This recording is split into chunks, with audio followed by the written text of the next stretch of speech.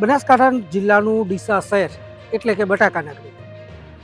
બનાસકાંઠા જિલ્લાને બટાકા ઉત્પાદન ક્ષેત્રે બટાકાનું હબ ગણવામાં આવે છે, કેમ કે અહીંયા મોટી માત્રામાં ખેડૂતો બટાકાની ખેતી કરતા હોય છે.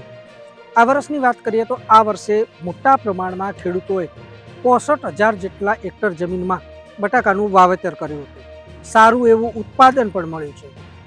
સારું એવું ઉત્પાદન મળતા ખેડૂતોમાં ખુશીની આશા જાગી હતી, પરંતુ બટાકાના ભાવ તળિયે જતા રહેતા ખેડૂતો અત્યારે ક્યાંક આર્થિક રીતે તૂટતા જોવા મળી રહ્યા છે.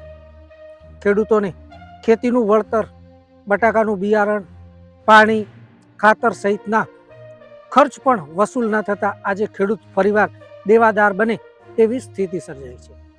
ત્યારે ધાનેરાના ધારાસભ્ય માવજીભાઈ દેસાઈએ પણ ગુજરાત સરકારને ખેડૂતોને સહાય આપવા માટે માંગ કરી છે, પૂરતા પ્રમાણમાં ભાવ આપવા માટે માંગ કરી છે. ખેડૂતોની પણ એક જ માંગ છે કે સરકાર દ્વારા પૂરતા પ્રમાણમાં ભાવ આપવામાં આવે, જેથી ખેડૂતોને આવનારા સમયમાં સારી ખેતી કરી શકે. Suresh culture, DNR news, Banaskantha.